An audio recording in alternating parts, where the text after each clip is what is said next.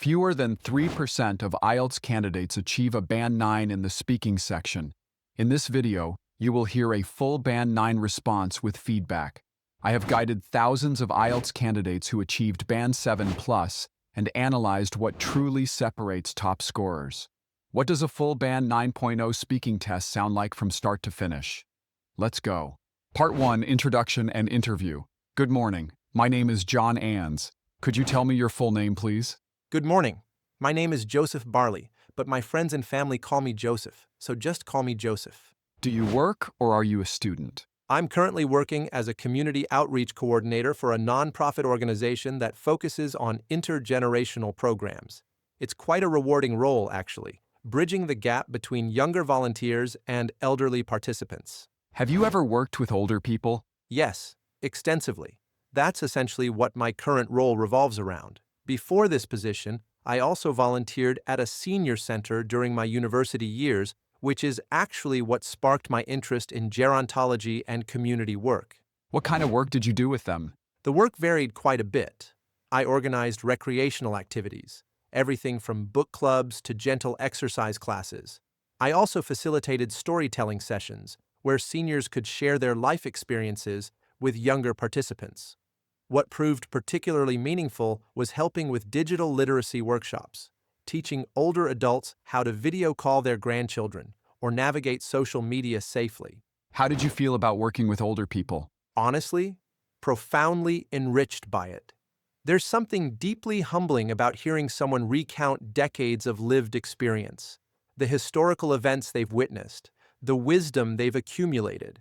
It completely dismantled any ageist assumptions I might have unconsciously held.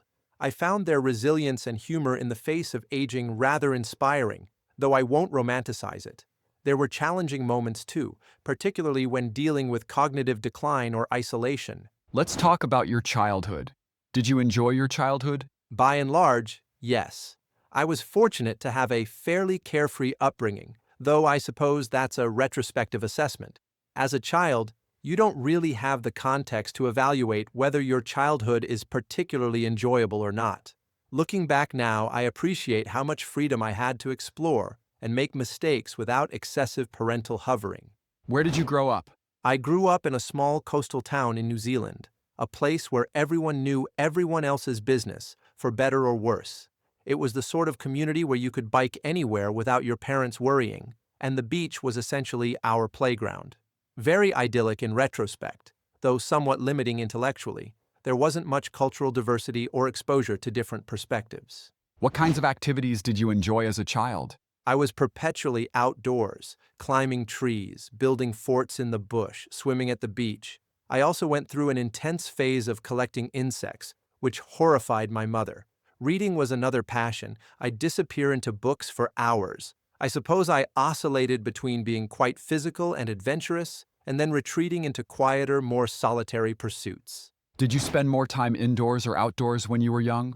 Predominantly outdoors, which I think was typical for that era and that particular environment. This was before screens completely dominated children's lives, and the New Zealand landscape almost demanded outdoor engagement. Rainy days were the exception when I'd be forced inside, usually reading or drawing, though I'd be itching to get back out. Is your life very different now compared to when you were a child? Vastly different, though certain core traits persist. The freedom I had as a child, that sense of unstructured time, has completely evaporated. Adult life feels relentlessly scheduled. I'm also far more screen-dependent now, ironically, despite working with seniors on digital literacy. That said, I've tried to maintain some connection to my childhood. I still read voraciously and make a point of getting to the coast when I can, though it's more a deliberate choice now rather than something that happens organically. Part 2. Cue card. Now I'm going to give you a topic. You will have to talk about the topic for 1 to 2 minutes. You have 1 minute to think about what you're going to say. You can make some notes to help you if you wish. Here is your cue card. Describe a meal you had with your friends. You should say when and where you had the meal, who you were with, what food you ate, and explain why this meal was memorable for you. The meal that stands out most vividly happened about 2 years ago at a Vietnamese restaurant in Wellington. It was a spontaneous gathering, 4 of us from university who'd gradually drifted apart after graduation, suddenly all in the same city at the same time. We ordered family style, fresh spring rolls, pho, bun cha, and this incredible caramelized pork dish, whose name I've unfortunately forgotten. The food itself was exceptional, but honestly, what made it memorable wasn't the cuisine so much as the conversation. We'd reached that age where everyone's life had diverged significantly. One friend was contemplating leaving her corporate job, another had just become a parent. I was in the early stages of my nonprofit work. What struck me was how we'd all evolved, yet somehow still maintained that same rapport. There's something profound about friendships that can withstand years of minimal contact and then resume as if no time has passed. We spent hours dissecting our choices, our regrets, where we thought we'd be versus where we actually were. The kind of raw, unfiltered conversation you can only have with people who knew you before you became whoever you're pretending to be now. The meal stretched far beyond a reasonable dinner time. The staff were clearly waiting for us to leave, but we were so absorbed in catching up that we barely noticed. It reminded me that sometimes the most meaningful moments aren't the ones you plan meticulously. They're the ones that unfold naturally when the right people happen to be in the same place at the right time. Part 3. Discussion. Abstract topics. Why is food important in bringing people together? Food operates on multiple levels simultaneously. There's the purely biological necessity, obviously, but layered on top of that is this incredibly rich social and cultural dimension. Sharing food creates a kind of enforced intimacy. You're literally sitting across from someone, vulnerable in the act of eating, which tends to lower social barriers.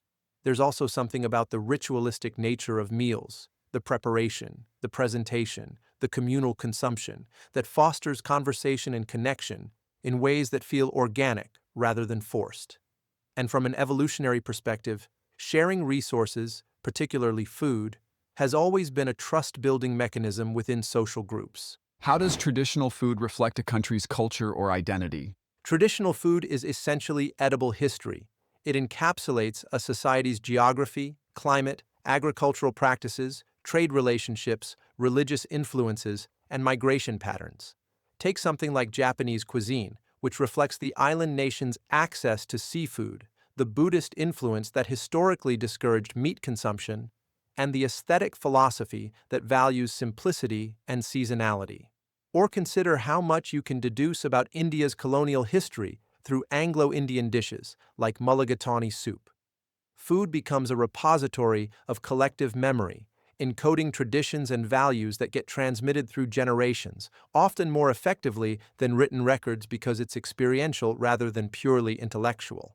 Do you think national dishes are still important today? They're important, though perhaps their significance has shifted. In an increasingly globalized world, national dishes serve as cultural anchors. They're symbols of identity in the face of homogenization. There's a reason countries get genuinely heated debating the origins of dishes like hummus or pavlova. These foods represent something deeper than mere recipes.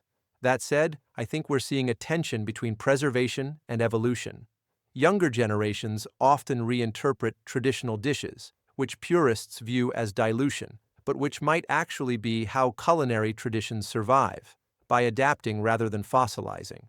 How has international food influenced eating habits in your country? Dramatically, New Zealand's culinary landscape has been utterly transformed over the past few decades. When my parents were young, Chinese food meant questionable takeaway, and Italian meant overcooked spaghetti. Now we have authentic regional cuisines from everywhere: Ethiopian, Korean, Peruvian. This exposure has fundamentally altered expectations and palates. People are far more adventurous, willing to try unfamiliar flavors and techniques. There's also been this interesting fusion effect where immigrant communities blend their traditional cuisine with local ingredients, creating entirely new hybrid dishes that couldn't exist elsewhere. Though I'd argue we've lost something too. The proliferation of chain restaurants has created a paradox where we have more variety, but also more standardization. Should governments promote traditional food as part of national identity? That's a delicate question because it risks crossing into cultural prescription, which makes me somewhat uneasy. I think there's value in governments supporting culinary heritage, funding food museums, protecting traditional preparation methods, supporting small-scale traditional producers who might otherwise be economically unviable. But there's a difference between preservation and prescription. When governments start mandating what constitutes authentic national cuisine, it often reflects a nostalgic, somewhat manufactured version of tradition that never quite existed in that pure form anyway. Food evolves organically. Trying to freeze it in time can feel artificial.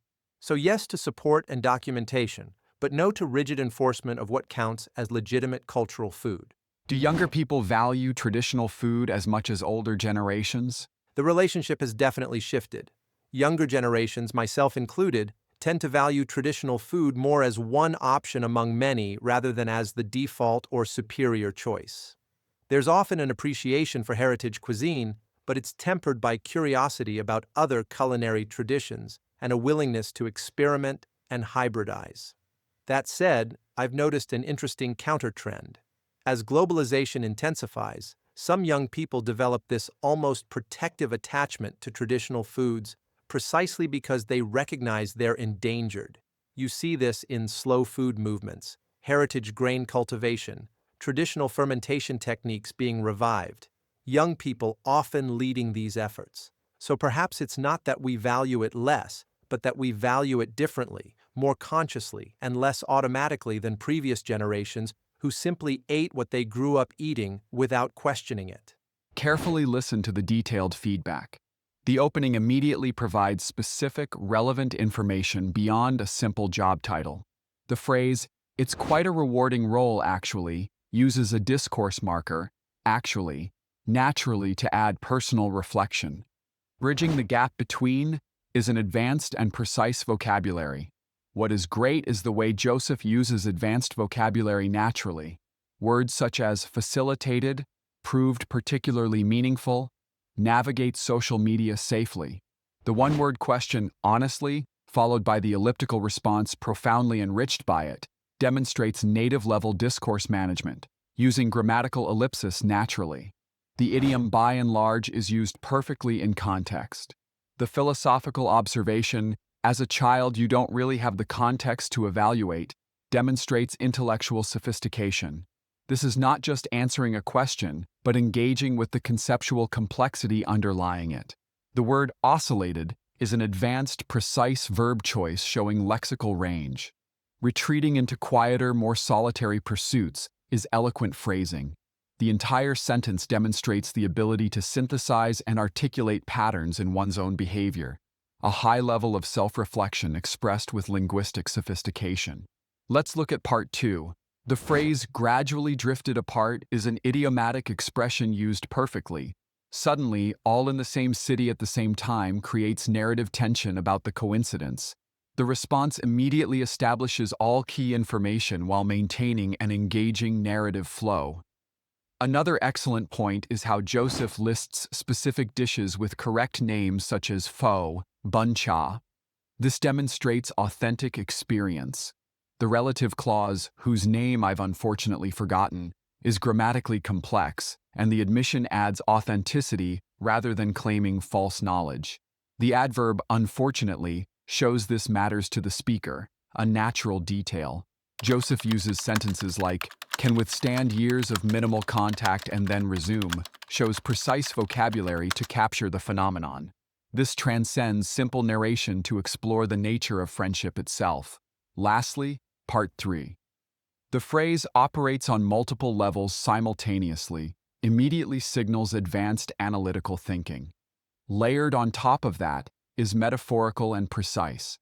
Another phrase, "tends to lower social barriers," shows precise, academic register vocabulary. The comparative clause, "more effectively than written records," makes an original argument. The explanation, "because it's experiential rather than purely intellectual," articulates a subtle epistemological distinction. This sentence demonstrates ability to construct and articulate complex original arguments with precision. The phrase, "that said," signals a shift in perspective naturally.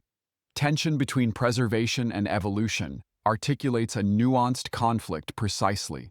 The sentence, Mandating what constitutes is formal, precise phrasing. Nostalgic, somewhat manufactured version of tradition that never quite existed in that pure form anyway, is a complex, nuanced critique showing historical sophistication. Subscribe to the channel so you do not miss 2 videos I publish weekly. All the best in your preparation.